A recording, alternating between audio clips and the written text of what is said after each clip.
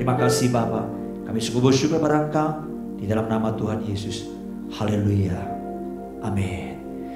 Shalom Bapak Ibu Saudara yang di rumah. Saya mau ngajak kita buka firman Tuhan kembali saudara. Di Kisah Rasul pasal yang kedua. Saya masih akan melanjutkan apa yang saya sampaikan dari hari-hari kemarin saudara ya.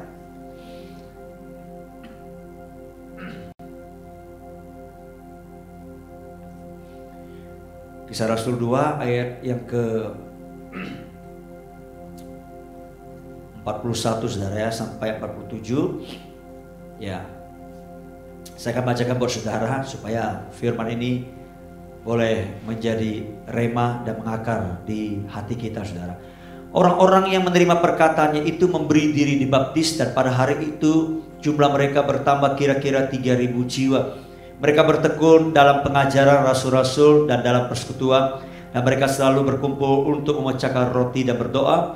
Maka ketakutanlah mereka semua, sedang rasul-rasul itu mengadakan banyak mujizat dan tanda. Dan semua orang yang telah menjadi percaya tetap bersatu, dan segala kepunyaan mereka adalah kepunyaan bersama. Dan selalu ada dari mereka yang menjual harta miliknya lalu membagi-bagikannya kepada semua orang sesuai dengan keperluan masing-masing. Dengan bertekun dan dengan sehati mereka berkumpul tiap-tiap hari dalam bait Allah. Mereka memecahkan roti di rumah masing-masing secara bergilir dan makan bersama-sama dengan gembira dan dengan tulus hati sambil memuji Allah. Dan mereka disukai semua orang, dan tiap-tiap hari Tuhan menambah jumlah mereka dengan orang yang diselamatkan. Nah saudara, ya kita tahu bahwa jemaat mula-mula sungguh kehidupan mereka mengalami satu perubahan dan pembaharuan yang begitu luar biasa. Ya sehingga dikatakan mereka disukai oleh semua orang saudara. Nah kemarin saya sudah jelaskan bahwa perubahan itu atau pembaharuan itu terjadi mulai dari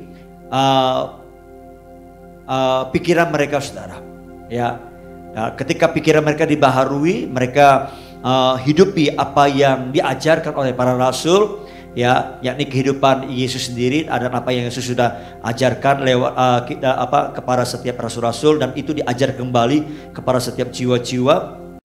Nah, dan itu sangat mengakar, ya, merubahkan pola pikir mereka. Pembaharuan terjadi saudara, seperti itu saudara. Nah kita tahu saudara ya, untuk kita mengalami satu pembaharuan saudara, maka terkadang kita harus melepaskan, ya, menanggalkan yang lama saudara. Ya, sekali lagi, untuk kita mengalami satu perubahan, ya, pembaharuan, maka kita perlu menanggalkan, ya, yang lama saudara. Nah kadang untuk kita menerima pikiran-pikiran yang baru, kita perlu menanggalkan pikiran-pikiran yang lama saudara. Kadang mungkin dulu kita diajarkan hal-hal yang dulu begitu luar biasa, ya, tapi berkembangnya zaman saudara itu berubah, dan kita makin bisa memahami, mengerti dengan benar saudara. Nah kalau dulu misalnya kita tahu ada banyak gereja, ya, khususnya di aliran karismatik Pentakosta, ya, kalau pengajaran soal berkat, ya, tumpangin tangan, apapun itu akan menjadi milik kita. Dulu, oke lah, itu Tuhan juga bekerja di situ seperti itu, saudara. Ya, karena memang ada ayat-ayat yang meneguhkannya walaupun secara konteks tidak terlalu tepat, saudara, seperti itu, saudara. Ya, seperti firman Tuhan di kitab Yosua, injak setiap tanah yang diinjak akan menjadi milik kita, seperti itu, saudara. Ya, nah. Tapi dengan perkembangan waktu saudara, kita belajar firman Tuhan itu makin hari makin terbuka. Kita tahu pengertiannya tidak seperti itu. Ya, saudara bisa bayangkan ya, dulu pengertian yang kurang tepat, ya, firman itu kita percayai, tapi sangat powerful sekali saudara. Apalagi sekarang kalau kita diajarkan dengan pengajaran, ya, dengan pengertian yang benar sesuai dengan konteksnya, sesuai dengan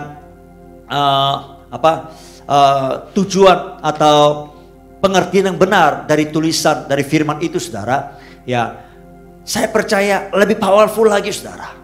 Ya, bayangin dulu pendeta, ya, pengkhotbah mengajarkan yang tanda petik tidak terlalu tepat, itu pun sangat powerful firman Tuhan karena kita percaya itu saudara. Apalagi sekarang kalau diajarkan yang benar, kita percaya pasti lebih powerful lagi. Nah, saya percaya firman itu pasti akan mengubahkan pola pikir kita saudara.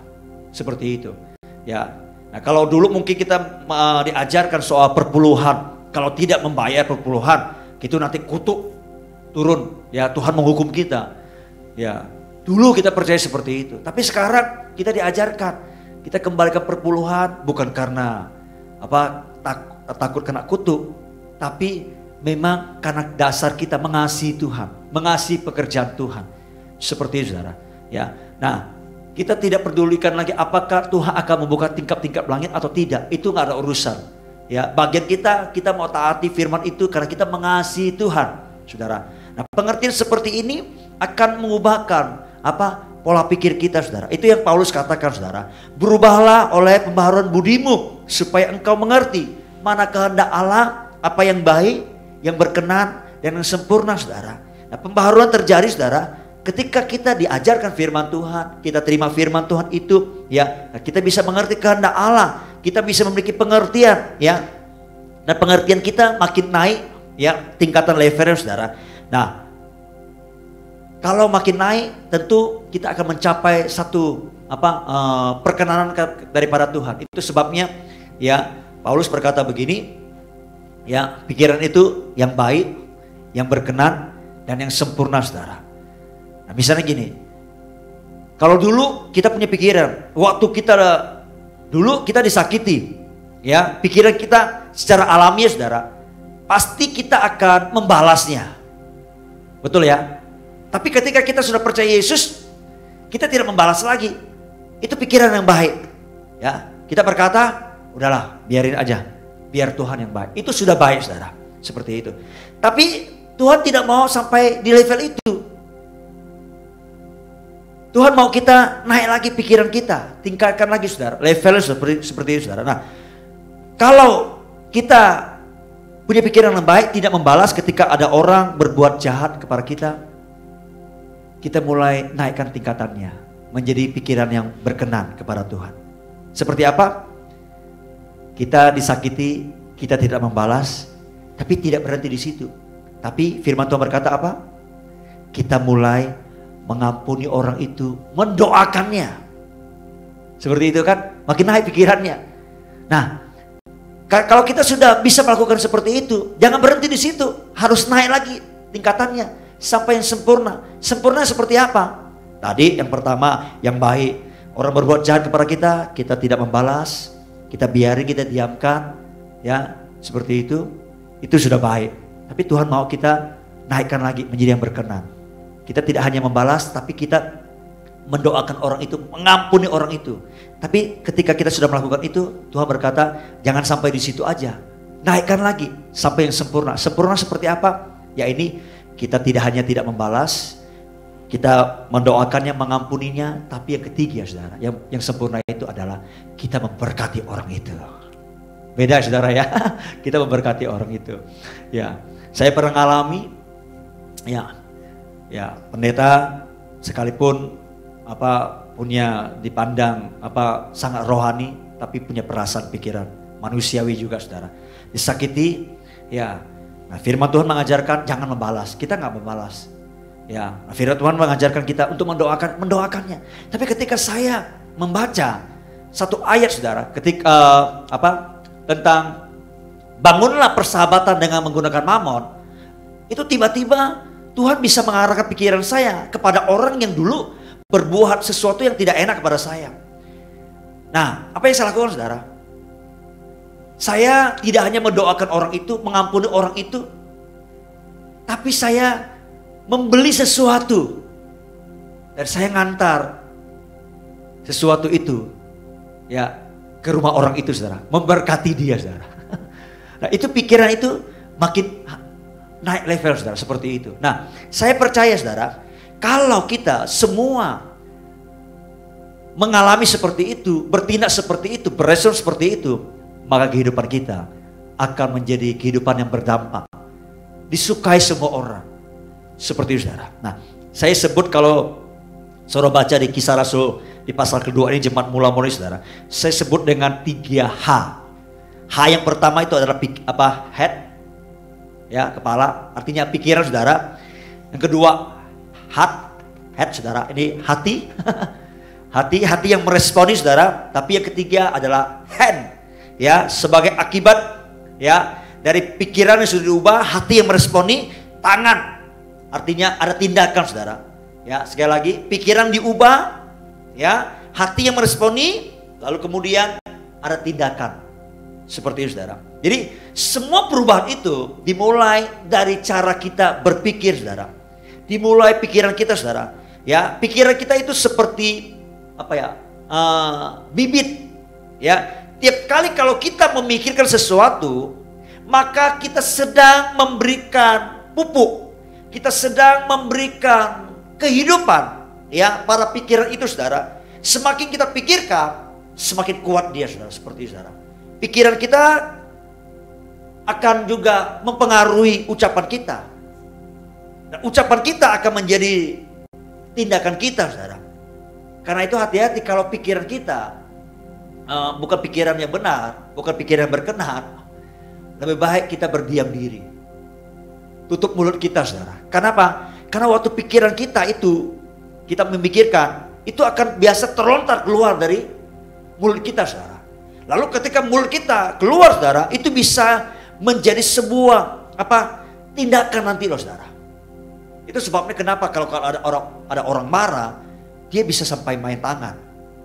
Seperti itu saudara. Nah, kalau sudah sampai tindakan saudara, lama-lama itu bisa membentuk kebiasaan. Nah, kebiasaan itulah yang akan menjadi karakter saudara. Nah, kalau sudah menjadi karakter saudara, itu akan menjadi arah hidup seperti apa dia.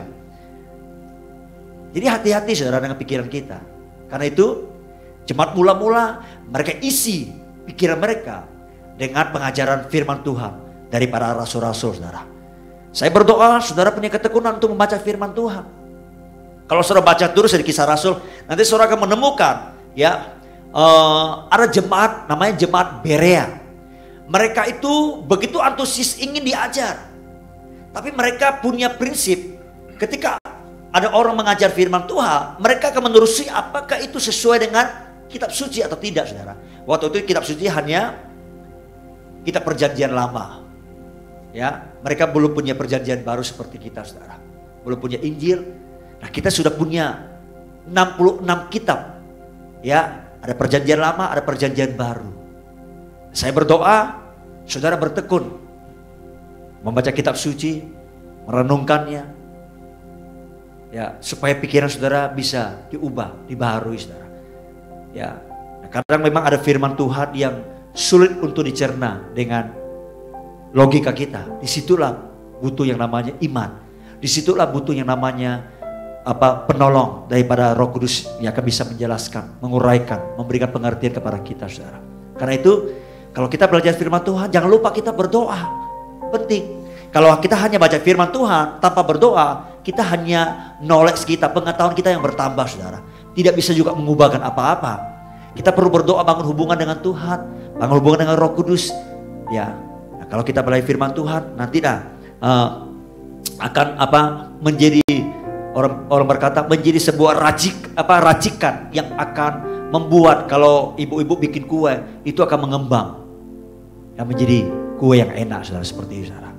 Ya, jadi saya berdoa saudara, ya, jaga pikiran saudara, bertekun terus dalam pembacaan firman Tuhan, bertekun terus dalam mendengarkan pengajaran-pengajaran. Tapi hati-hati saudara, karena sekarang kalau saudara gampang mengakses informasi di media sosial, sekarang saudara mau cari pengajaran seperti apa, ada.